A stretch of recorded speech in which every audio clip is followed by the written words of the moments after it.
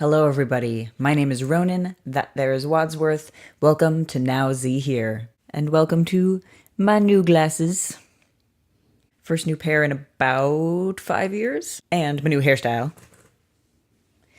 because my hair's long enough to put back again for the first time in way more than 5 years. We're coming real close here in America to the end of what's been a very long election cycle, and a very harrowing one for a lot of people. And with that in mind, I wanted to do a video about compassion. It's been a tough year for compassion. If you're American, or even if you've just been paying attention to American politics, I don't think I have to explain what I mean by that. The things we've been seeing in our news and on social media, the demonstration of the fact that there seems to be,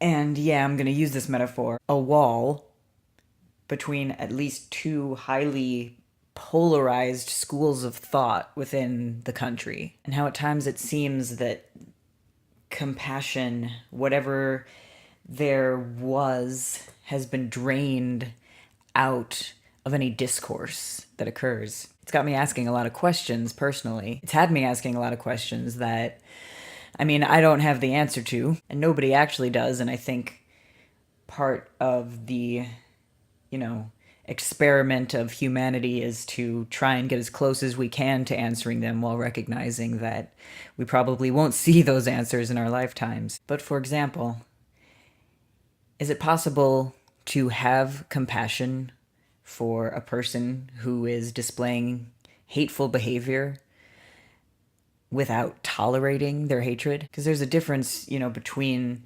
compassion versus tolerance. To tolerate something means to just give it space to bear with its existence. And tolerating also implies this separateness. If you are tolerating something, it is something you have to deal with. It's something that's outside of yourself. Whereas compassion is a word of togetherness, of humanity, of recognizing the oneness of things. And I'm getting fairly Buddhist here, but that's where my personal belief and my personal drive has been going in the last couple of years. What does it look like to have compassion for other humans and to see yourself in them, and at the same time not extend a space to discriminatory or hateful behavior? I don't know.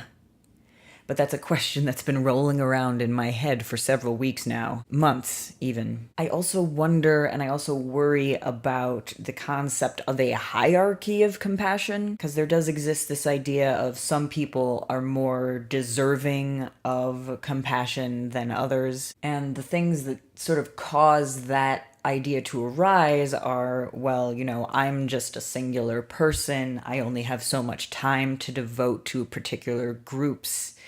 And when things are set up in such a strong us versus them versus them versus them scenario, when you choose your us, you are now by default set up in opposition to all the thems. And so there can be this idea of a hierarchy of compassion of, well, these are my people and I must stand by them first, and can also mutate into this idea of any of the thems that I am opposed to are not deserving of compassion and support. What does it look like to have compassion for the people or persons that you might see as the very worst of humanity?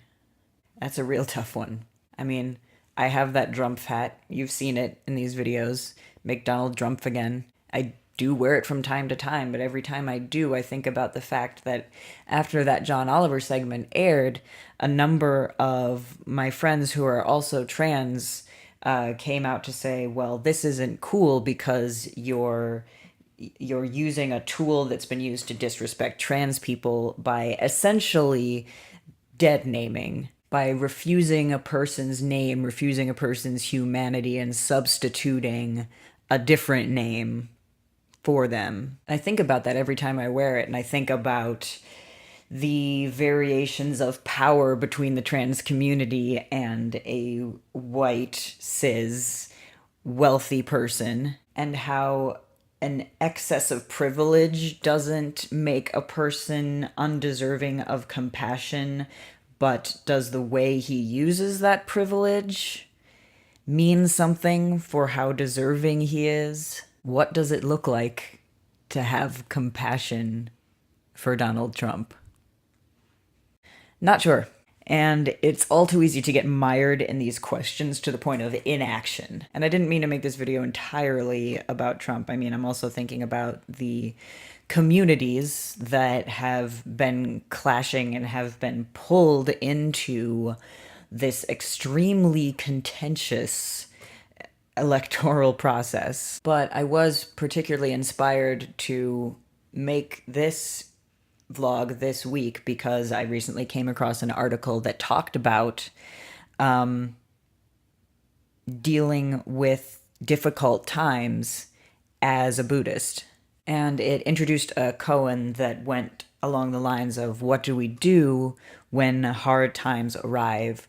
We welcome them. So when I say that this has been a hard year for compassion, that's something that has been a source of getting me down every once in a while. But in recent days, I've been shifting my focus to see it as a source of inspiration and a source of opportunity and a chance to explore all of these questions and also to live the questions.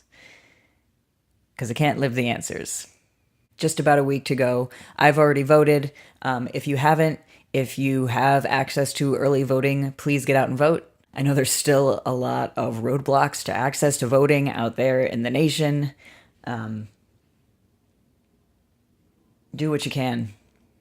Always do what you can. Everyone have a wonderful week. I love you, and always be changing.